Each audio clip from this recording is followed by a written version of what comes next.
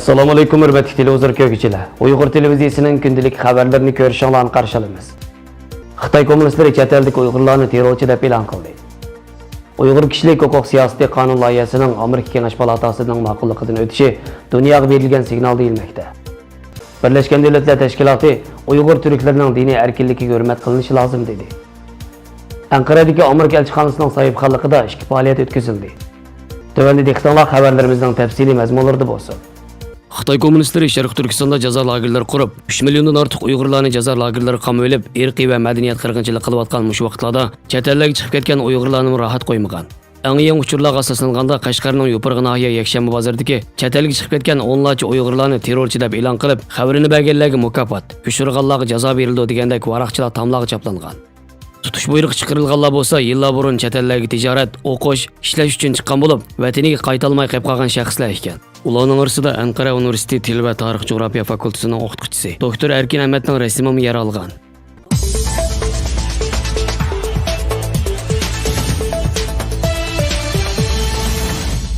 Amerikadagi Cumhuriyetçiler ve Demokratlar Partiyasining Kengash palata a'zolari birlashib o'tirib qo'ygan Uyg'ur kishilik huquq siyosati qonun loyihasi 2019-yili 11-sentabr kuni Amerika Kengash palatasida ma'qullikdan o'tgan bo'lib, mazkur loyihaning rasmiy qonun bo'lib ishga kirishidagi eng muhim qadamlarning biri ekan. Bu qonunning Kengash palatasida ma'qullikdan o'tganligi Uyg'urlarning vaziyatini diqqat bilan kuzatib kelayotgan kuzatuvchilarning ham shundaqla chet ellardagi keng Uyg'ur jamoatining qizg'in olqishiga erishdi. Amerikadagi kishilik huquqni kuzatish tashkilotining Xitoy ishlar direktori Sophie Richardson buni Uyg'urlar uchrayotgan zulmni oyoqlashtirish yo'lida besilgan zo'r qadamlarning biri deb ko'rsatib, buni zulmning javobgarlarini surishti qilish uchun, shundaqla Uyg'urlar va boshqa turkiy musulmon millatlar chekayotgan zulmni oyoqlashtirishning muhim o'rinda turadiganligi. Bu qonun orqali Sharq Turkistondagi Xitoy hukumat amaldorlariga jazo qo'yilishi va Tashqi ishlar ministrligida maxsus Uyg'urlarning masalasiga qaraydigan bir guruhning tashkil qilinadiganligini bildirgan. Qonun loyihasi Kengash palatadan o'tgandan keyin bu qonunni bosh bo'lib tunishtirgan palata a'zosi Marco Rubio va Bob Menendez 11-sentabr kuni birlikda e'lon qilgan bayonotida mazkur qonunning Uyg'urlarga qaratilgan bostirish harakatining oldini olishda muhim ahamiyatga ega ekanligini bildirgan. Bayonotda bu qonun loyihasi mustabid Xitoy hukumatining Xinjiang Uyg'ur avtonom rayonida ko'lamlashtirgan dahshatli kishilik huquq dafsanchiligi, jumladan 3 milliondan ortiq Uyg'ur va boshqa musulmon xalqlarni tutib turish lagerlari qamash qilmishiga qarshi turishdagi muhim qadamdir deb ko'rsatgan. Uyg'ur kishilik huquq siyosati qonun loyihasida tövəndikidek oshqushliq moddalar o'rin olgan. Amerika Federatsiya tekshirish idorasi Amerika Tashqi ishlar ministrligi bilan hamkorlashgan asosda bu bostirish harakatlarini paydo qilayotgan rayon xarakterlik tahdid va O'rta Osiyo davlatlari hokimiyatlarining Turkiy millat iltijo qilguvchilarini qaytarish masalasi ustida doklad tayyorlash, Sharq Turkistondagi lagerlarni qurish va boshqarishga chetilgan Xitoy shirkatlarini tizimlab chiqish, Amerika Federatsiya tekshirish idorasi Amerika tuproqlarida Amerika fuqarolariga solgan tahdidlar haqida aloqador organlarni uchur bilan ta'minlash, Amerika Tashqi ishlar ministrligida Xinjiang ishlar moslashtiruvchisi tayinlashni o'ylashish, Amerika Dunyoviy media agentligi Erkin Osiyo radiosi Uyg'ur bo'limiga qaratilgan tahdidlar haqida davlat majlisiga doklad berib turish va Xitoyning chet ellardagi Uyg'ur jamoatiga qaratgan ta'tir tashviqotiga qarshi strategiya belgilab chiqish. Tashqi ishlar ministrligi xalqaro magnitstik qonunni yurgizib, atalmish Xinjiang Uyg'ur avtonom rayoni va boshqa rayonlardagi kishilik huquq dafsanchiligiga bevosita yetilgan Xitoy hukumati va partiyasi ichidagi amaldorlar ham Xinjiang Uyg'ur avtonom rayonining partiya sekretari Chin Chuango qatorliqlarga jazo tadbirlari qo'llanish.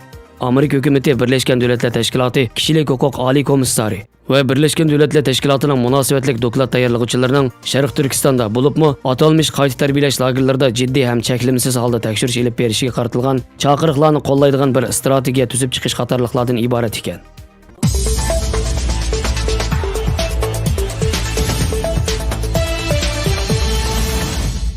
Birlashgan Davlatlar Tashkiloti bosh kotibi Antonio Guterres Uyg'ur turklari va boshqa diniy guruhlarning diniy erkinligiga hurmat qilinishi lozimligini aytdi. Birlashgan Davlatlar Tashkiloti bosh kotibi Antonio Guterres e'lon qilgan bayonotida antisemitizm, musulmonlarni o'ch ko'rish, xristianlar va boshqa diniy guruhlar ham ibodatxonalar nishon qilinayotgan hujumlarning bag'ansiri avjilib ketayotganligini eskartish bilan birga, harakat plani doirasida ibodatxonalarni qo'g'dash uchun Birlashgan Davlatlar Tashkilotining har qaysi davlatlarning hukumatlari, diniy rahbarlari, ommaviy tashkilotlari, axborot vositalari va xususiy sohalar bilan birlikda xizmat ishlaydiganliklarini, bu vaqtda taklif va tavsiyalarni sunadiganliklarini, Amerika Qo'shma Shtatlari bilan Amerika o'rtasidagi surkilish va ikki davlat rahbarlarining ko'rishish ehtimolligiga aloqador savol so'ralganda, Paris qo'ltiqining vaziyatini yomonlashtirib yetadigan har turli harakatdan yiroq turish lozimligini.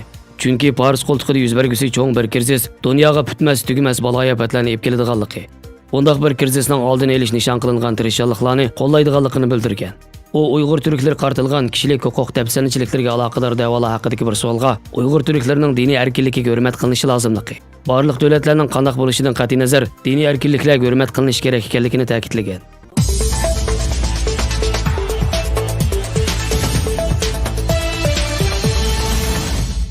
Amerika Qo'shma Shtatlari Tashqi ishlar ministrligining o'rinlashtirishi va Amerika Qo'shma Shtatlarining Anqara turishlik elchixonasining sahibxonligida 10-sentabr kuni Anqaradagi Amerika madaniyat markazida o'tkazilgan yig'inga Amerika, Angliya, Yangi Zelandiya va Avstraliya qatorliq davlatlarning Anqarada turishlik elchixonasining diplomatlari Anqaradagi Uyg'ur jamoatidan bo'lib 30 dan ortiq kishi qatnashdi.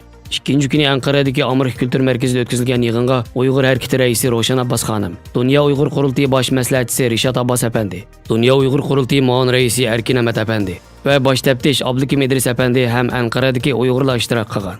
Ro'shan Abbas xonim mazkur yig'inda diplomatlar bilan Ankara'daki Uyg'ur jamoatining ishtirok qilganligini, Anqarada turishlik Uyg'urlarning jazo lagerlariga, turmalarga tashlangan ota-onalari, urug' tuqqanlar to'g'risida guvohlik berganligini bildirdi. Shuning bilan bir vaqt yana Amerika Qo'shma Shtatlari elchixonasining sahibxonligida Anqaradagi Yevro Osiyo tadqiqot markazida yig'in chaqirilgan.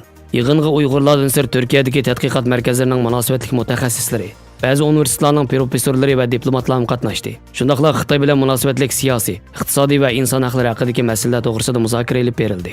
Yaqindan buyon Amerika Qo'shma Shtatlarining Anqara turishlik elchixonasining to'rbeti va ijtimoiy taratqularida izchil holda Uyg'ur masalasiga o'rin berilmoqda. Xəbərlərimizə kögünün Allah'a rəhmət. Görüşkici aman bulunlar. Xeyri xoş. Allah qamanət.